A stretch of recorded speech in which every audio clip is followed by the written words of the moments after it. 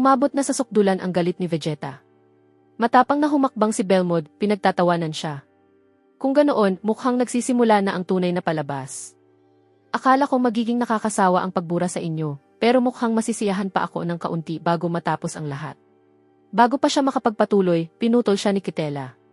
Umalis ka muna, Belmod. Matagal mo nang nagampanan ang bahagi mo. Ngayon, ako na ang kikilos. Ako ang papatay sa huling linggas ng mga saiyan.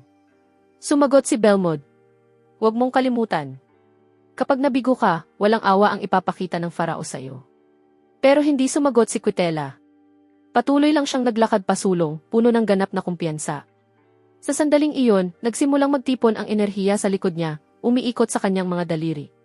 Isang madilim na aura na puno ng itim na mahika. Pagkatapos, nang walang anumang babala, naglaho si Kitela sa nakakabaliw na bilis, diretso siyang umatake kay Vegeta. Ngunit biglang nabalot ng pagkabigla ang kanyang mukha. Ano? Nasaan siya? Lumaki ang mga mata ni Kitela sa hindi makapaniwala habang si Vegeta ay nakatayo sa likod niya at nagsalita. Alam mo ba kung ano ang pinakakinahahabagan ko sa inyong lahat? Hindi dahil mahina kayo, kundi dahil nabuhay kayo ng milyon-milyong taon at hindi pa rin inyo natutunan ang tunay na kahulugan ng kapangyarihan. Nilikha kayo upang protektahan ang balanse. Pero pinili ninyong maging mga sunod-sunurang aso na sumusunod sa utos ng isang nagtatago sa anino. Hindi na nakapagpigil si Kitela at sumigaw. Tumahimik ka. Hayop ka. Mabilis siyang lumingon pero naitaas na ni Vegeta ang kanyang daliri para umatake. Huminga ka ng malalim dahil iyon na ang huli mo. Biglang tumigil ang oras. Nanigas ang lahat, parang pinutol ni Vegeta ang kanyang kalaban mula sa mismong mundo. Pagkatapos, naglaho siya. Sa loob ng isang saglit, sa isang bahagi lamang ng segundo, libo-libong suntok ang sabay-sabay na lumitaw sa likod ni Kitela. Mga suntok na napakabilis, kahit ang oras ay hindi makasunod. Pagkatapos, dumating ang huling tama. Sumabog ang kamay ni Vegeta, tumago sa katawan ni Kitela. Tuluyan na siyang nalagutan ng hininga. Ito ang kapalit ng paglapit mo sa aking anak. Tuluyang bumigay ang katawan ni Kitela at bumagsak sa lupa. Maging ang mga tagapamahala ng pagkawasak ay napaatras sa pagkabigla. Ano? Lumalagpas ito sa mismong batas ng Hakai. Kailangan nating pagsamahin ang ating kapangyarihan laban sa kanya ngayon din. Dahan-dahang itinaas ni Vegeta ang kanyang ulo. Sino ang susunod? Ang galit ko ngayon ay hindi magpapahintulot na may mabuhay sa inyo. Ang titulo ninyo bilang tagapamahala ng pagkawasak ay hindi na sapat upang protektahan kayo mula sa sandaling ito. Nagsalita si Vados, puno ng pag-aalala ang kanyang mga mata. Naiintindihan ko na ngayon. May panlabas na puwersang nakaka-impluwensya rin sa mga saiyan. Ang anyong ito ay kapareho ng lumitaw kay Goten. Ibig sabihin, may isang nilalang na nagbibigay ng kapangyarihan sa mga saiyan, gaya ng ginagawa ng Farao sa mga tagapamahala ng pagkawasak.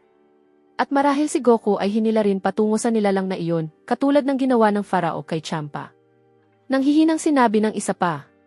Totoo ba iyon? Kung ganoon, bakit hindi pa bumabalik si Goku? Walang sumagot, ngunit sa loob ng selyadong mundo, pinagmamasdan ni Goku ang lahat habang nag-aalab ang galit niya, ipinadala niya ang kanyang tinig kay Vegeta. Vegeta, naririnig mo ba ako? Saglit na tumigil si Vegeta. Kakarot, ikaw ba iyan? Nasaan ka? Sumagot si Goku, nasa loob ako ng selyadong mundo. Makinig kang mabuti. Magiging ayos ang ating mga anak. Ang sinaunang hari na kasama ko ay nagsimula ng makaapekto sa labas na mundo. Kaya mabubuhay ang ating mga anak hanggat patuloy na umaabot sa kanila ang enerhiyang nagpapagaling mula rito. Kailangan pa ng proseso na ganap na maitanim sa kanila ang orihinal na kapangyarihan bago sila tuluyang magising. Sa ngayon, inihahanda ko ang sarili ko upang maabot ang sukdulang dalisay na kapangyarihan. Kailangan kong panatilihin mong abala ang mga tagapamahala ng pagkawasak hanggat maaari. Huwag mong madaliin na patayin silang lahat. Iyon mismo ang gusto ng Farao para tuluyan siyang lumitaw. Ninanakaw niya ang kapangyarihan sa bawat pag-atake mo sa kanila. Bahagyang umiti si Vegeta. Pinapapigil mo ako. Mukhang hinihiling mo ang imposible, Kakarot. Patawad, pero hindi aabot ang pasensya ko hanggang sa makabalik ka. Lalong nagliyab ang galit ni Goku. Mahal na hari, simulan na natin ang huling yugto ngayon. Kailangan kong makalabas dito agad. Binalot ng katahimikan ang paligid sandali. Pagkatapos, ang dilim na nagtatago sa hari ay dahan-dahang naglaho hanggang tuluyan ng nahayag ang kanyang tunay na anyo. Tumingin siya kay Goku at nagsalita, "Mabuti, Goku. Ngunit tandaan mong mabuti ito. Ang huling yugto ay hindi magiging madali. Ang papasukin mo ay hindi simpleng pagsasanay, ito ay isang digmaan sa pagitan ng dalawang kaluluwa. Agad na naunawaan ni Goku na masasaksihan niya ang isang bagay na lampas sa lahat ng kanyang nakita noon. Sa mismong sandaling iyon, isa sa mga tagapamahala ng pagkawasak ang humakbang pasulong ng may galit at nagsabi, "Kung hindi sapat ang isa sa amin para tapusin ka, dadagdagan na lang namin ang bilang sa pagkakataong ito." Sumugod sina Liquor at Cheren sa hindi kapanipaniwalang bilis at pinakawalan ang unang pag-atake. Ngunit nang maglaho ang usok, hindi man lang gumalaw si Vegeta mula sa kanyang kinatatayuan. Nakatayo siya roon na may nakakatakot na kalmadong tindig, walang kahirap-hirap na hinahawakan ang dalawang kamao nila sa kanyang mga kamay, para bang wala lang. Magaling! Mukhang nahulog kayong dalawa sa pagkakahawak ng prinsipe ng mga saiyan. Sinubukan nilang kumawala, pero agad na napalitan ng tunay na takot ang kanilang mga mukha. Impossible! Hindi ko maigalaw ang braso ko. Sa sandaling iyon, pinagmamasdan ni Belmod ang eksena nang nag-uumapaw ang galit nang bigla niyang marinig muli ang tinig na iyon. Bumulong ang tinig ng Farao mula sa loob ng mga partikulo ng enerhiyang hakay. Kumilos ka, kopya. Gamitin mo ang ganap na mahika na lumamod sa katawan ni Beerus, kung hindi, ikaw na ang susunod. Sandaling nanginig si Belmod. Bago siya sumugod sa napakabilis na bilis patungo sa nakahandusay na katawan ni Beerus, iniunat niya ang kanyang kamay patungo rito, at isang nakakatakot na itim na enerhiya ang nagsimulang dumaloy mula kay Beerus diretso kay Belmod. Samantala, patuloy na itinataas ni Vegeta ang kanyang kapangyarihan, pataas ng pataas. Sasabugin ko kayo. Mga hangal. Belmod, iligtas mo muna kami. Ngunit hindi na nakikinig si Belmod. Nagpatuloy siya sa pagsipsip ng itim na mahika na parang baliw, na para bang tuluyan na siyang nawalan ng katinuan. Pagkatapos, sa mismong sumunod na sandali, marahas na hinigpitan ni Vegeta ang kanyang pagkakahawak. Isang napakalaking kawalan ang sumabog palabas mula sa pagitan ng kanyang mga kamay. At sa loob lamang ng ilang segundo, wala nang natira sa kanila. Nakatayo si Vegeta ng kalmado, sa gitna ng pagkawasak, ni isang gasgas ay wala sa kanyang katawan. Mahinang nagbulong sa sarili, pasensya na, Kakarot, pero mukhang kailangan kong dagdagan pa ang bilang ng mga babagsak. Nagsisimula na akong mainip at ngayon, itaas natin ang antas ng aliwan. Sa sandaling iyon, tuluyang nagbago si Belmod matapos niyang masipsip ang ganap na itim na mahika mula kay Beerus. Pagkatapos, muling umalingaw ang tinig ng Farao sa loob ng kanyang isipan. Makinig kang mabuti, ang mga saiyan na iyon ay humuhugot ng kapangyarihan mula sa sinaunang hari sa loob ng Steel Dimension. Huwag mo silang patayin ng direkta. Lahat ng pangarap sa mundong ito, simulan mo sa kanila isa-isa. Biglang lumaki ang mga mata ni Belmod na para bang sa wakas ay naunawaan na niya ang dapat gawin. Pagkatapos, may kakaibang bagay na nagsimulang mabuo sa kanyang kamay. Isang itim na likidong gumagalaw na tila isang buhay na nilalang. Lalong tumindi ang galit ni Vegeta habang pinagmamasdan ang nangyayari. Nagsisimula ka ng makairita sa akin. Pakiramdam ko paulit-ulit akong nakikipaglaban sa parehong hangal na mga kopya. Ngunit bago pa makapagsalakay si Vegeta, pinakawalan na ni Belmod ang atake sa napakabilis na bilis. Ang substansya ay nagbago at naging isang napakalaking itim na alon na dumiretso kina Goten at Trunks na nakahandusay at walang malay sa lupa. Unti-unting nilamon ng madilim na likidong iyon ang kanilang mga katawan hanggang tuluyan silang nawala sa loob nito, na para bang binura sila sa mismong pag-iral. Sa sandaling iyon, tuluyang sumabog ang galit ni Vegeta. Humarap siya kay Belmod. Lintik ka. Ano ang ginawa mo sa kanila? Saan mo sila dinala? Malakas na tumawa si Belmod. Ha. Mukhang naunawaan ko na sa wakas ang pinagmumulan ng kapangyarihan ninyo. Ang sinaunang haring iyon ang nagbibigay sa inyo mula sa lampas ng mundong ito. Ngunit ngayon, naging patas na ang laban at kung gusto mong maabutan sila, halika, ipapadala rin kita sa parehong lugar. Hindi kayang tiisin ni Vegeta ang ideya na nasa ibang mundo ang mga iyon. Bigla siyang naglaho at sinakal si Belmod bago pa makapag-react ang tagapamahala ng pagkawasak. May alam ka ba? Magagalit si Kakarot sa akin mamaya kapag nalaman niyang natapos ko na kayong lahat bago pa siya dumating. Pagkatapos, ibinato ni Vegeta si Belmod pataas sa langit at agad na sumunod sa kanya na parang pana. Isang marahas na labanan ang sumiklab, yumanig sa buong planetang Earth. Ang mga suntok ay napakabilis hanggang sa ang kalangitan mismo ay tila napupunit. Malakas na yumanig ang Earth na para bang malapit na itong gumuho. Nangilabot ang iba. Desperadong pinoprotektahan ni Piccolo ang walang malay na si Gohan. Sa gitna ng kaguluhan, kumilos sina Whis at Vados, bumuo ng isang nagtatagong hadlang ng enerhiya sa paligid ng Earth upang makayanan ang napakalakas na presyon. Nagpatuloy ang sagupaan sa loob ng ilang matitinding sandali hanggang sa biglang huminto si Vegeta sa himpapawid. Isang nakakatakot na gintong enerhiya ang nagsimulang magtipon sa paligid niya. Sana, Whis, kayanin mong panatilihing buo ang planetang ito dahil hindi ko pakakawalan ang hayop na ito. Sa sandaling iyon, nakatitig si Belmod sa kanya, puno ng galit at takot, ngunit wala siyang oras para makabawi. Bumagsak sa kanya ang atake na parang isang bundok. Pagkalipas ng ilang segundo, bumagsak si Belmod sa lupa na lubos na wasak. Durog-durog ang mga bahagi ng kanyang katawan at hindi na siya makatayong muli. Samantala, dahan-dahang naglakad si Vegeta palapit sa kanya, naglalagablab pa rin ang apoy ng galit sa kanyang mga mata. Hinawakan niya si Belmod sa liig gamit ang isang kamay, habang ang tagapamahala ng pagkawasak ay lubos na walang magawa. Tapos na ang laban. Ang itsura mo nagsasabi na isa ka lang nawawalang alipin na naipit sa isang larong mas malaki kaysa sa iyo. Sabihin mo sa akin. Saan mo sila itinago? At sino ang duwag na pinuno na nagtatago sa likod ng kaguluhang ito? Sa sandaling iyon, ngumiti si Belmod sa kakaiba at nakapanghihilakbot na paraan at nagsalita sa mababang tinig. Kung gusto mo ang katotohanan, ihanda mong malunod ka rito kasama ko. Biglang nagsimulang kumalat muli ang itim na likido, parang isang buhay na impeksyon.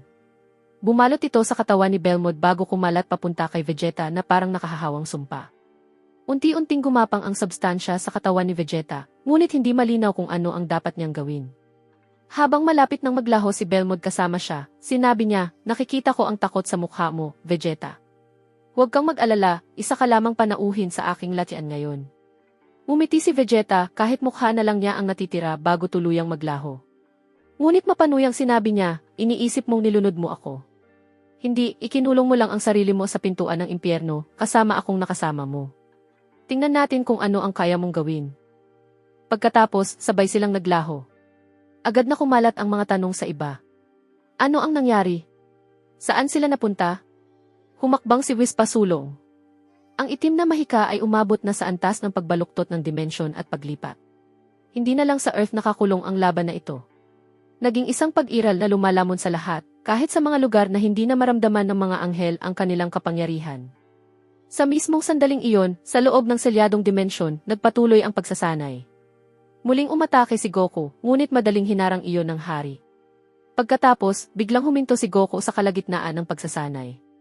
Vegeta! Nawala ang enerhiya niya. Sumagot ang hari. Ito mismo ang binabala ko sa iyo. Ang Farao ay hindi na lumalaban sa loob ng iisang mundo lamang. Sinimulan na niyang hilahin ang mga piraso papunta sa sarili niyang mga dimensyon. Kung nais mo silang iligtas, kailangan mong makamit ang ganap na kapangyarihan bago tuluyang magsara ang huling tarangkahan. Mariing ikinuyom ni Goku ang kanyang mukha. Nagliliyab ang kanyang mga mata sa determinasyon, kung ganoon, hindi na tayo mag-aaksaya pa ng oras. Aabutin ko ito kahit ano pa ang kapalit, at ipinagpatuloy niya ang kanyang pagsasanay, pinilit ang sarili na ituon ang buong pokus sa layunin. Samantala, sa isang kakaibang dimensyon na lampas sa realidad, biglang natagpuan ni Vegeta ang sarili na hinihila papasok sa hindi kilalang lugar. Mga ilusyon na card ang lumulutang sa bawat direksyon sa paligid niya, kumikilos na parang mga buhay na nilalang, palihim siyang minamasdan mula sa mga anino. Nasaan ako? Nawala ang hayop na iyon. Nasaan si Trunks at nasaan si Goten? Habang pilit inuunawa ni Vegeta ang kanyang paligid, isang matalim na card ang biglang sumugod sa kanya sa nakakatakot na bilis. Sa pinakahuling sandali, bahagyang iniwas ni Vegeta ang kanyang ulo. Ngunit ang talim na parang talim ng kutsilyo ay malalim pa ring kumayod sa kanyang mukha. Kahit ang sarili mong mundo alam na mahina ka, kaya tinutulungan ka nitong magtago na parang daga. Sa sandaling iyon, nakatago sa isa sa mga madidilim na sulok, tahimik na pinagmamasdan siya ni Belmod, puno ng mali siya ang kanyang mga mata. Tatapusin kita agad. Wala akong oras sa mga laro mo. Sinamantala ni Belmod ang pagkakataon at bigla niyang niyakap si Vegeta mula sa likod sa isang mabigat na pag-ipit habang nilalait siya. Ang kayabangan mo, Vegeta, ang magtutulak sa iyo diretso sa kailaliman. Ang mundong ito ay lampas sa anumang pandaman ng kapangyarihan.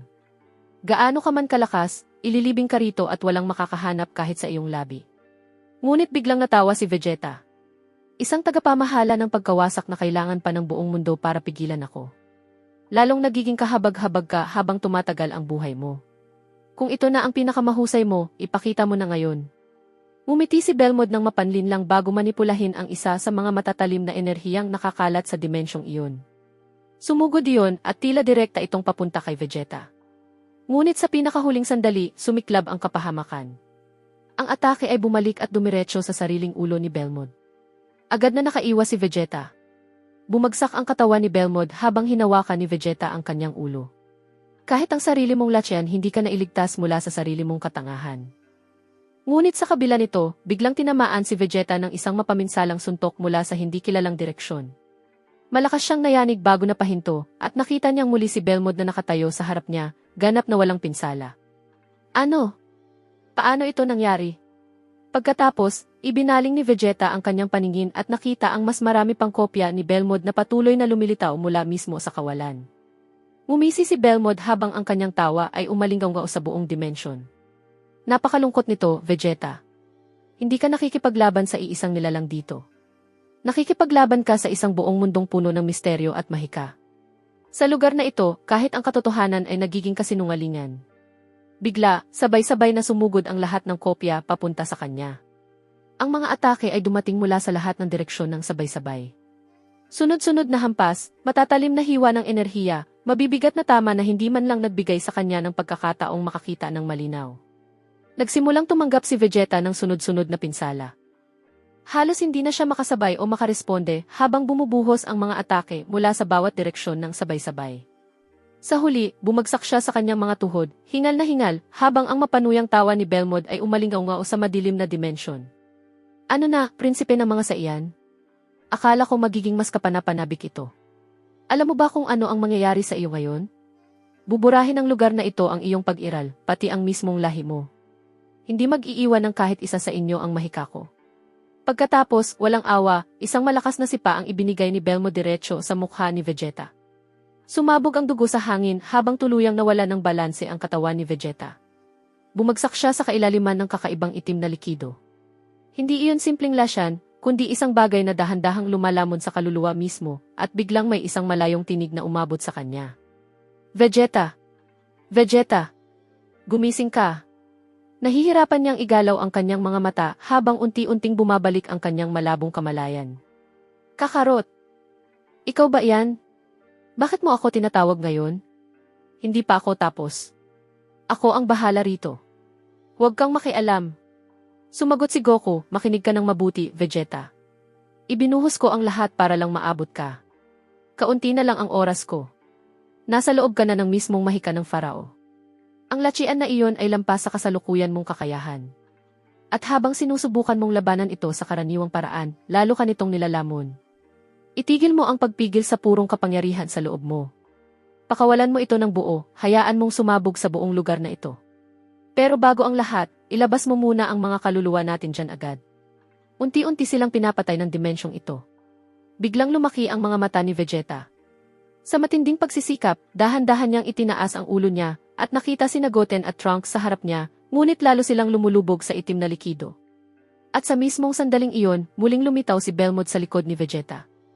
Lumapit siya sa tainga nito at bumulong. Ano sa tingin mo sa palabas na ito, Vegeta? Hindi ba maganda panoorin ang wakas gamit ang sarili mong mga mata? Ngayon, gawin na nating abo ang lahat. Itinaas ni Belmod ang kanyang kamay at pinakawalan ang atake. Marahas ang pagsabog, ngunit hindi inaasahan ang naging resulta. Iniligtas sila ni Vegeta. Gayunpaman, napakalaki at napakasakit ng pinsalang tinamo niya. Kahit ganoon, nanatiling matatag na nakatayo si Vegeta. Hindi ko kayo hahayaang galawin niya. Kahit ito na ang huling sandali ng buhay ko, wawasakin ko ang maruming mundong ito at poprotektahan ko kayong lahat. Sa sandaling iyon, sumigaw si Vegeta, marahas na sumabog ang kanyang aura mula sa kanyang katawan at ang purong enerhiya sa loob niya ay nagsimulang kumawala ng walang hangganan. Napaatras si Belmod at napasigaw, ano ito? Ano ang ginagawa ng hayop na ito? Ngunit huli na ang lahat. Nagsimulang magbago at magwasak ang buong dimensyon ng hindi mapigilan. Nagawa ni Vegeta na punitin ang madilim na dimensyon at makatakas mula rito gamit ang purong kapangyarihan ng Saiyan na tuluyang lumamon sa mahika ni Belmod.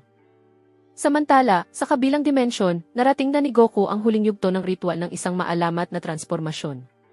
Ang orihinal na enerhiya ay nagsimulang magtipon sa paligid niya, naghahanda para sa mapagpasyang sandali.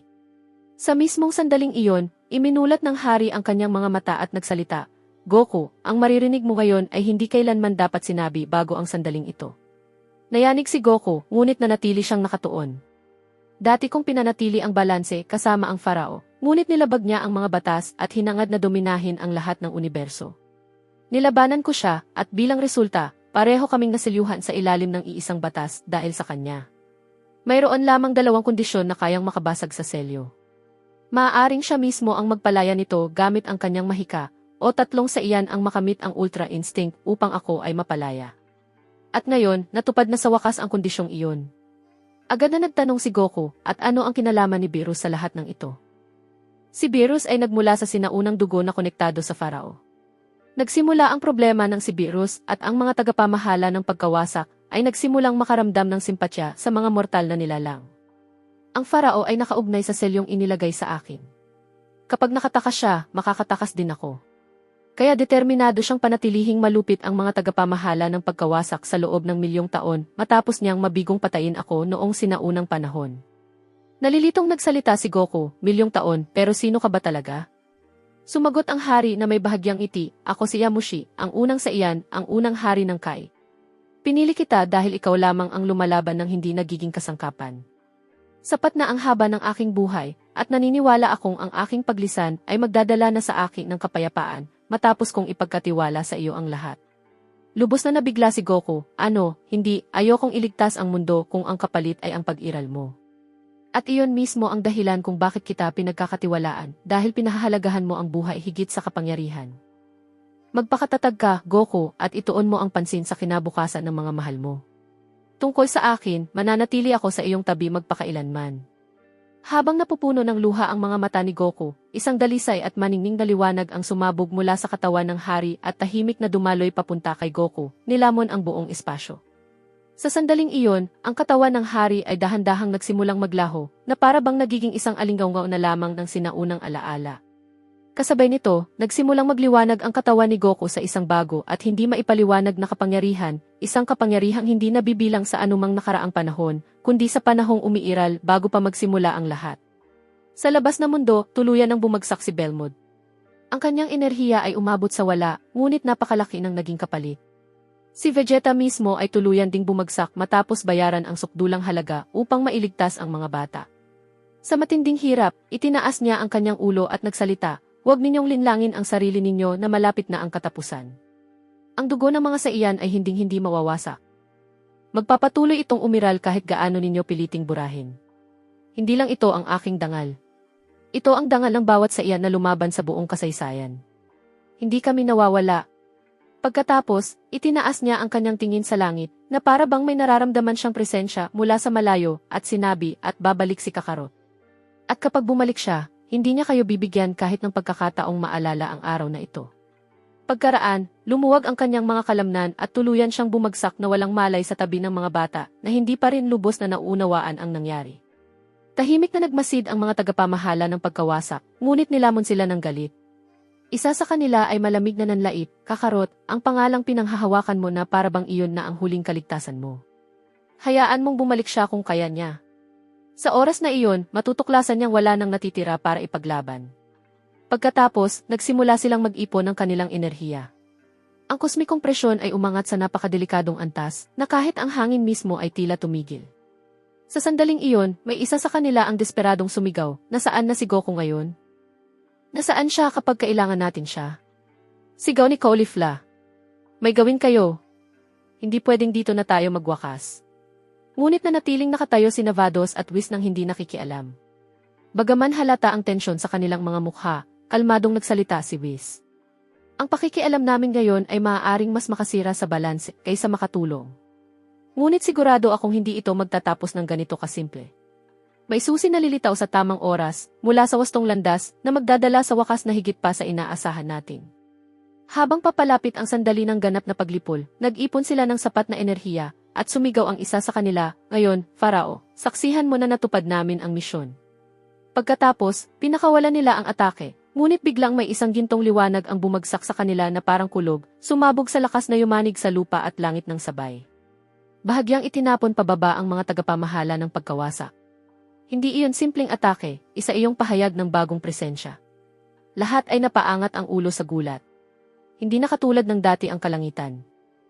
Napatulala ang lahat, maging ang mga halos hindi na makatagal sa naunang presyon ay biglang nakaramdam na may masigit pa kaysa sa mismong labanan ang nagsimula. Mula sa liwanag na iyon, dahan-dahang lumitaw ang isang anyo. At pagkatapos, lumitaw si Goku. Ngunit hindi na siya katulad ng dati. Nakatayo siya sa loob ng isang dalisay na gintong aura, na para bang iyon ang pinagmulan ng sinaunang enerhiya na umiral pa mula sa simula ng lahat. Ang kanyang ekspresyon ay nagbago, isang kakaibang kapanatagan na maihalong ganap na kumpiyansa. Ang enerhiyang nakapaligid sa kanya ay hindi na simpleng kapangyarihan lamang. Ito ay naging isang ganap na naiibang estado ng pag-iral, na para bang ang mismong pinagmulan ng lakas ay muling nabuhay sa loob niya. Lahat ay nakatitig sa kanya sa ganap na katahimikan, ni hindi man lang makapagtanong. Ibinaling ni Goku ang kanyang tingin sa mga tagapamahala ng pagkawasak, ganap na naunawaan kung bakit hindi niya sila tuluyang winasak. Hindi ko tatapusin ang laban na ito dito. Aakayin ko ito patungo sa pinakadakilang wakas. Hinihintay kita, Pharaoh.